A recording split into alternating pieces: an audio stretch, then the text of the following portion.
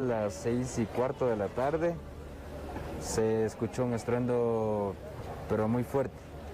Pensamos al principio que era un camión, tal vez que se llevaron los cables porque la electricidad empezó a chocar. Nos daba desesperación ver cómo se llevaba a las personas. El vecino de aquí salió, estaba llegando con la nieta en el carro, fue repentina el agua que bajó. Ya no tuvo tiempo de reaccionar, lo único que hizo es ayudar a la mujer porque se le estaba llevando. Y vino otra, como se dice, otra oleada más grande y se le llevaron a los dos.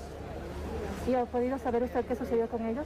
El marido y la mujer están en el hospital, pero la nieta y una niña creo que son de 7, 8 años, están desaparecidas.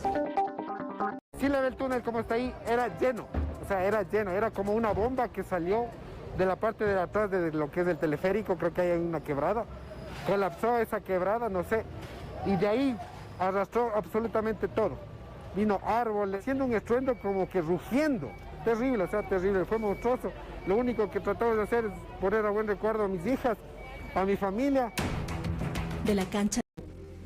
Esta quebrada no han hecho el mantenimiento años, se taponó, se formó especie de un dique y se desbordó y era una altura de un diluvio de 3-4 metros de altura y estaba aquí mi carro justo estacionado ahí y le vi que el carro como barco se iba y está abajo en la parte de abajo.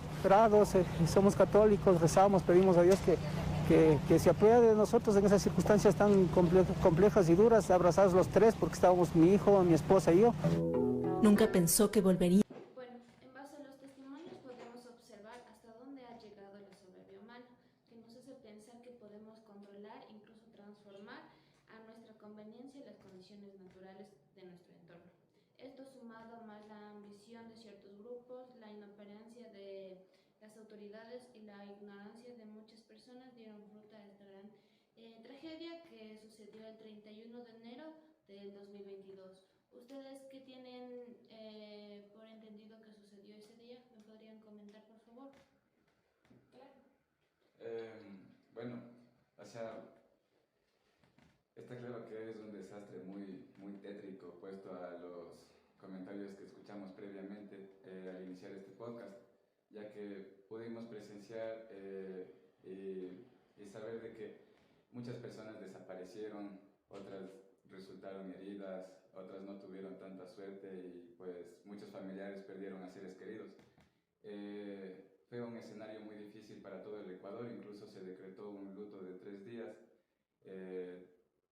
por esta causa. ¿Tú? Ya, yo fui uno de los testimonios que cuando sucedió el aluvión.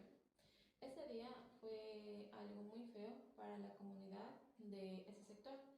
Ese día había llovido muchísimo, puede ser de que dentro de se decía que fue una lluvia, como que se precisa que fue como lluvia de un mes, fue exactamente.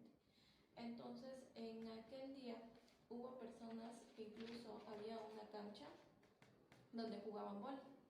Fue cuando vino el aluvión, se les arrebasó a todos. Hubo personas de tercera edad, personas jóvenes, niños, madres que fueron arrebasadas. Y en la noche, que cuando salimos a ver cuando ya había pasado, incluso en la noche no es que ya pasó la lluvia, había una como llovizna que estaba ese día y cuando nos bajamos, en ese entonces con mi pareja bajamos a ver y no había alumbrado, o sea, todo estaba oscuro, las personas estaban desesperadas, las personas gritaban, niños lloraban. Entonces las personas lo único que pudieron hacer en ese momento, alumbrar con las linternas y ayudar a las personas que estaban literalmente debajo de autos y personas que no se podían ni reconocer porque estaban llenas de lodo encima. Entonces, yo creo que lo que se debió haber hecho en ese entonces, hubo muchos factores. Por ejemplo, priorizar la seguridad. Primero que nada, priorizar la seguridad de uno mismo para poder brindar el acompañamiento a otras personas. También como segundo punto, también evaluar la situación. Se debía haber evaluado una situación de cuál fue la medida del desastre que hubo en ese entonces, para poder así brindar el acompañamiento que se requería a las personas de las casas que fueron afectadas. 3. Brindar el PAP, primeros auxilios psicológicos. Primero, la escucha activa. La escucha activa a las personas que no sabían qué hacer, no sabían cómo actuar a esa emergencia que estaban pasando. 2. Retroalimentación. La retroalimentación, cual podría ser el desencadenamiento que produjo el diluvio. También la categorización de necesidades. En aquel día hubo muchas necesidades. Por ejemplo, como les decía, no había luz, no había agua, no se podía comprar abastecimiento de alimentos, y también tener esa red de apoyo que tal vez no lo pudieron haber tenido en ese momento y que después llegaron, sí, pero se debía haber un acompañamiento en ese entonces. Y también la psicoeducación, que las personas no estaban fomentadas en cómo actuar en ese momento. Las personas no sabían qué hacer, no sabían a dónde ir, ni cómo ayudar a otra persona que estaban en las mismas circunstancias de ellas. Ya, más que todo hay que tomar en cuenta que este desastre no es un desastre natural, ya que nosotros, ese sector fue invadido por personas y construyeron en quebradas. Entonces, obviamente teníamos que tener en cuenta que iba a pasar, ya que años atrás, como en 1961 y en 1975, también hubo lo mismo, hubo aluviones. Entonces, ¿qué se hizo en ese tiempo y qué se va a hacer y qué se puede hacer para prevenir ese tipo de desastres, ¿no? Yo, por ejemplo, diría como que, no sé, una reevaluación de la infraestructura, también ampliar la infraestructura y tener más control sobre dónde se construye, ¿no? Que no haya personas que simplemente invaden esos lugares donde no son habitables. Bueno, dentro de este contexto, queda de más resaltar que en el Ecuador en general, no solo en Quito, hay esta problemática acentuada en varios lugares y pues se está a la expectativa igual de futuros desastres, ya que por causa de la invasión y la mala gestión de riesgos por parte del gobierno, ha puesto a los habitantes a este tipo de desastres, ¿no?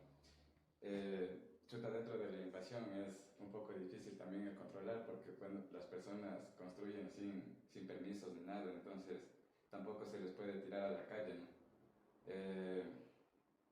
Dentro del contexto de los antecedentes, sí se pudo haber hecho un trabajo mejor para que esto no suceda, ya que en el año 75 ya hubo este evento catastrófico en el mismo lugar. Y pues las medidas que se tomaron no fueron las suficientes, ya que el Ecuador es un país en el que el clima es muy cambiante y puede terminar lloviendo menos pensado, entonces, como está claro, el agua sobrepasó el límite de lo que de lo que podía sostener los muros de contención que retenían escombros, basura, concreto, lodo, troncos de árboles, etcétera. Todo eso se acumuló y pues desencadenó en esto, ¿no? Dentro de lo que se hizo, yo creo que los cuerpos de emergencia actuaron bien, ya que se dio este evento catastrófico y pues yo creo que en instantes estaban ahí ayudando. La ayuda comunitaria fue algo muy importante porque, como tú comentaste, la gente estaba con las linternas buscando a sus familiares. Y pues, eso. ¿Tú qué opinas? Bueno, también aquí debería haber también un punto importante que también, por ejemplo, se podría hablar del manual de las esferas. Y, por ejemplo, Quito es una ciudad que a veces no sigue ese acompañamiento, lo cual debería ser importante, y no solo en esta del aluvión que hubo, sino puede ser en terremotos, en diferentes cosas de desastres naturales que pueden haber. Por ejemplo, este manual nos ayuda a pensar y ayudar a cómo ayudar a las demás personas, por ejemplo, en cómo se debería haber actuado. seguir un alineamiento que tiene ese manual, por ejemplo, de qué se debía haber hecho en el abastecimiento de agua, de qué se debería haber hecho cuando las personas no tenían a dónde ir. Por ejemplo, en las personas donde no deberían haber hecho, tendríamos que haber tenido una infraestructura la cual estaba dañada a cubrir eso.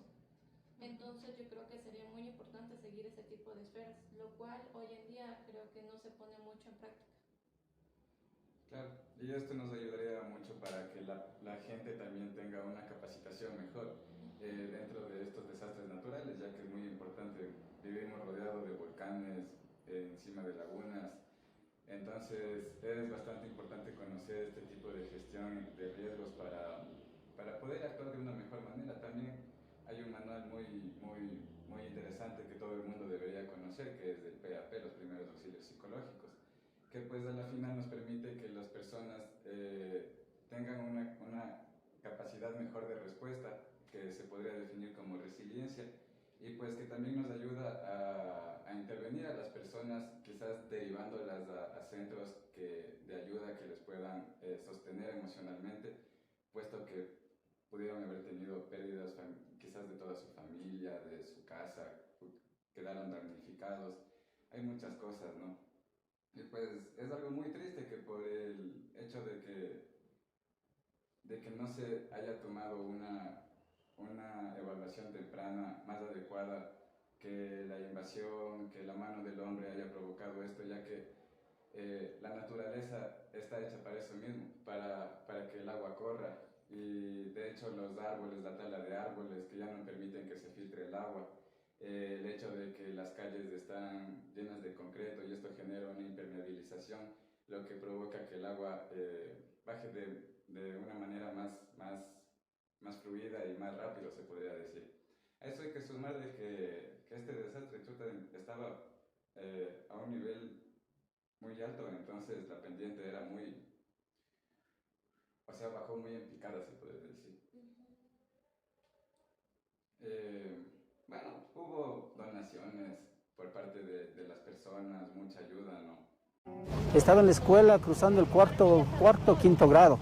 En eso también igual fue por la avenida La Gasca y bajaba 60, 70 centímetros con unas tremendas rocas. O sea, nosotros de la escuela, me acuerdo, porque yo estudiaba en la tarde, nos dijeron que nos vayamos a la casa y veíamos las rocas y todo ese tipo. Es en ese tiempo, y ahorita vengo a presenciar de manera directa tremendo monstruo que se bajó de arriba de la montaña.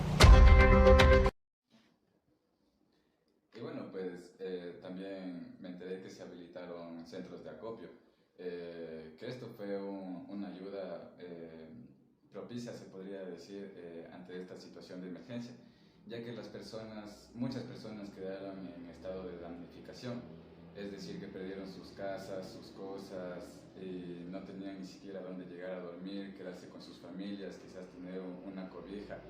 Y pues esto me pareció algo muy bueno por parte de los cuerpos de emergencia, ya que montar estos centros de acopio permite una ayuda, una respuesta más eficaz ante estos desastres y el impacto psicológico que pueda tener. Ya que, aludiendo a esto también, hubieron otros centros de acopio que pues penosamente era para juntar a las personas que quizás no tuvieron tanta suerte y perdieron sus vidas, y pues las personas sus familiares que desesperadamente los buscaban podían llegar a identificarlos y pues sea como sea encontrar a su ser querido para pues despedirse o no sé, ¿no? Y acotando a esto, yo creo que sería algo muy importante por parte de los organismos de control, organismos gubernamentales, que tomen mayor énfasis en la gestión de este tipo de desastres, de riesgos, ya que se podría implementar una alerta temprana que vaya más allá de sismos o erupciones volcánicas, ¿no? Ya que hay muchos tipos de desastres que se pueden presentar en una geografía como en la que nosotros vivimos, que es la zona andina del Ecuador. Y pues tenemos varios antecedentes, entonces sería muy bueno que los organismos de control tomen mayor énfasis en esto, ¿no? Bueno, más que una alerta temprana, como habíamos dicho, o sea, creo que debemos capacitar a todas las personas para que tengan conocimiento de qué se puede hacer, de cómo se puede tomar ese tipo de desastres y no entrar en crisis y poder ser de ayuda para las demás personas que quizás necesitan más ayuda. No podemos decir que no se puede hacer nada o no se puede hacer nada ante ese desastre, ya que anteriormente hubo dos aluviones en las que podíamos sacar de eso para poder pensar un plan estratégico para que las personas no queden tan devastadas. Bueno, para cerrar este podcast, podemos decir de todo lo que hemos dicho, que no se quede en impunidad las vidas que se vivió en ese momento, las muertes y los heridos que tuvo ese día en el aluvión. Yo la verdad recomendaríamos que se brinde como que personas especializadas en intervención a dar información de cómo poder evitar que esto vuelva a suceder, y si se da como desastre natural, cómo las personas podrían sobrellevar este tema, porque hay muchas personas, como hemos comentado en este podcast, que no saben como por ejemplo, no saben qué hacer, no saben a dónde recurrir, no saben a qué llamar. Entonces se debería tener este tipo de información, yo que sé, 1 o 2 veces al año por comunidad, dar este tipo de información necesaria a la comunidad. También que la comunicación y que siempre sea verídica, porque también a veces los telecomunicadores no informan lo que pasa. A veces, por ejemplo, factores políticos quieren beneficiarse de este tipo de desastres y no, o sea, no lo es recomendable. Entonces, nosotros con este podcast hemos decidido tanto recomendaciones y sugerencias de nosotros para que esto no pueda suceder, y si se da, cómo poder sobrellevar esta situación.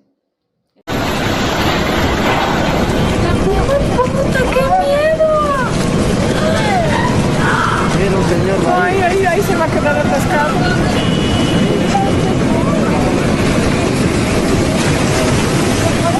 ¡El señor!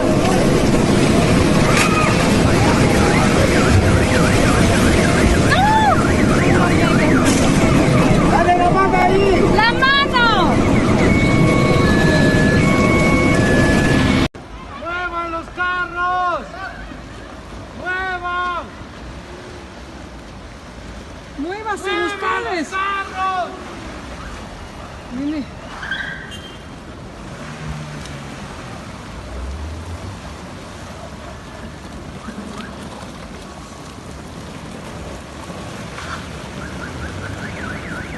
Oh, la moto, mira. Se fue la moto. Oh my God.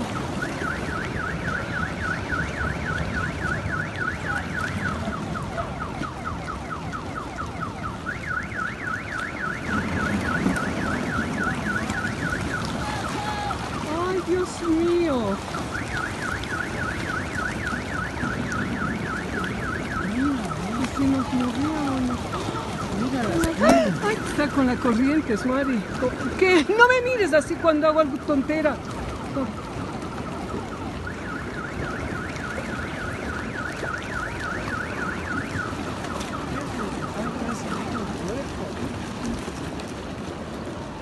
A un señor sí le botó de ahí, de la entrada, ahí, ayer sí.